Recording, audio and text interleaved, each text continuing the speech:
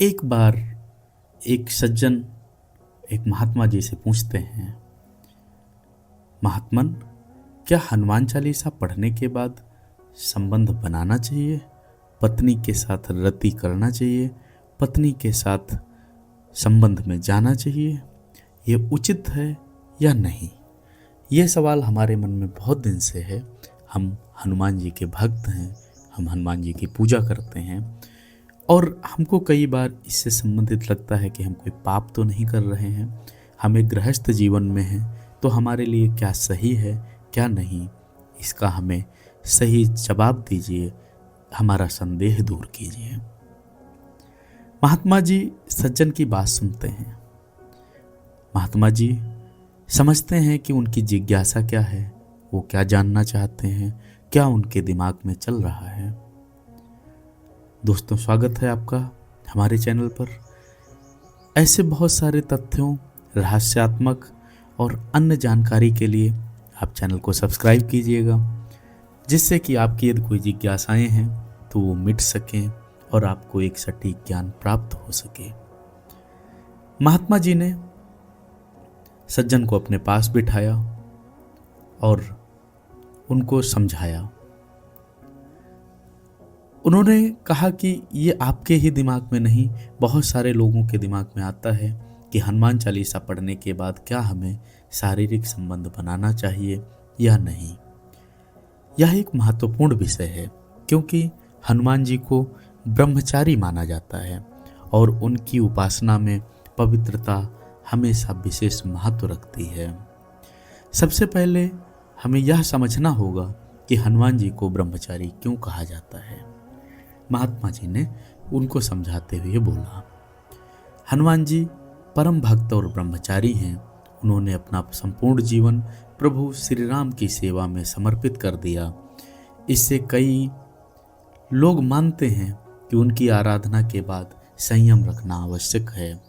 हनुमान जी स्त्री को हमेशा माँ या बहन के रूप में ही देखते हैं।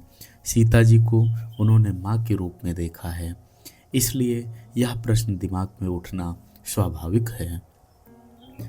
फिर व्यक्ति बोलता है कि लेकिन शास्त्रों में तो लिखा नहीं है। क्या ऐसा शास्त्रों में कोई वर्णन है कि हनुमान चालीसा पढ़ने के बाद संबंध बनाने हैं या नहीं? महात्मा जी कहते हैं, प्रत्यक्ष रूप से ऐसा कोई उल्लेख नहीं मिलता है, लेकिन धार्मिक आस्था के अनुसार भक्तजन हनुमान जी को एक तपस्वी देवता मानते हैं। इसलिए कई लोग मानते हैं कि उनके पाठ के बाद मानसिक और शारीरिक शुद्धता बनाए रखना चाहिए। फिर व्यक्ति पूछता है, लेकिन यदि हम इसे एक वैज्ञानिक दृष्टिकोण से देखें तो क्या ये सही है? महात्मा जी कहते हैं, वैज्ञानिक रूप से देखें तो यह पूरी तरह व्यक्तिगत आस्था पर निर्भर करता है। हनुमान चालीसा पढ़ने से मन को शांति और आध्यात्मिक ऊर्जा मिलती है। यदि कोई व्यक्ति इसे ध्यान और साधना का हिस्सा मानता है तो वह किसी भी अन्य भौतिक कार्य से बचना पसंद करेगा। वह केवल अपने गृहस्थ जीवन में केवल इतना कार्य करना चाहेगा कि आराम से सुख शांति से गृहस्थ जीवन चलता रहे। लेकिन आजकल के लोग तो इतने सख्त नियमों ने नहीं बंधना चाहते हैं। व्यक्ति ने जिज्ञासावश पूछा। फिर महात्मा जी ने बताया, आधुनिक समाज में हर व्यक्ति की सोच अलग होती है। कुछ लोग इसे श्रद्धा से जोड़ते हैं और कुछ लोग इसे एक आध्यात्मिक प्रक्रिया मानते हैं। व्यक्ति पूछता है, तो फिर हमें क्या करना चाहिए? महात्मा जी कहते हैं, यह आपकी व्यक्तिगत आस्था और सोच का निर्णय है।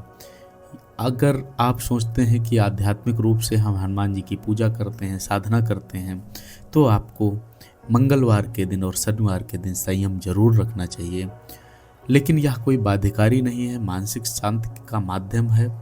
इसलिए आप चाहें तो शुद्धता के साथ अपने गृहस्थ जीवन में प्रवेश कर सकते हैं। बस इतना ध्यान रखना चाहिए कि पर स्त्री ना हो, दुर्व्यवहार ना हो, जबरदस्ती ना हो, कुछ ऐसा ना हो जिससे कि सामने वाली स्त्री को तकलीफ हो रही है, उसका मानसिक हनन हो रहा है, उसके स्वास्थ्य का हनन हो रहा है, भले ही आप गृहस्थ जीवन में ही क्यों ना हो। फिर पुरुष पूछता है कि महात्मा जी, यदि पत्नी की इच्छा नहीं है क्या हम उससे संबंध नहीं बना सकते हैं, क्योंकि वो तो हमारी पत्नी है। महात्मा जी फिर कहते हैं, वो आपकी पत्नी है, यह एक धार्मिक और सामाजिक रिश्ता है, लेकिन इससे पहले वह एक स्वतंत्र स्त्री है, यह उसका व्यक्तिगत रिश्ता है। आप किसी की व्यक्तिगत हानि नहीं कर सकते हैं उसकी इच्छा के बिना, और रति तभी सुख देती है जब आप दोनों लोग पूरी इच्छा से, पूरी निष्ठा के साथ करते हैं। पर स्त्री, दुराचार, बहिर्गमन, ये सारी चीज़ें आपको विनाश की तरफ ही ले जाएंगी, आप किसी भी ईश्वर की आस्था क्यों न करते हो। निष्कर्ष यह मिलता है कि हनुमान जी की पाठ करने वाले, चालीसा पढ़ने वाले लोग उस दिन रति से वंचित रहें, दिन में कभी रति ना करें, रात में अपने गृहस्थ जीवन में आराम से प्रवेश कर सकते हैं। शुद्धि का विशेष ध्यान रखें, मंगल और शनिवार को रति ना करें, ज़्यादा अच्छा रहेगा। दोस्तों, आपको यह जानकारी कैसी लगी कमेंट में ज़रूर बताइएगा। अन्य जानकारियों के लिए चैनल सब्सक्राइब करिएगा, जिससे कि इससे संबंधित, आस्था से संबंधित आपके सवाल, आपके जिज्ञासाओं को जल्दी हल किया जा सके और उनको आपको सही उत्तर मिल सके। नमस्कार।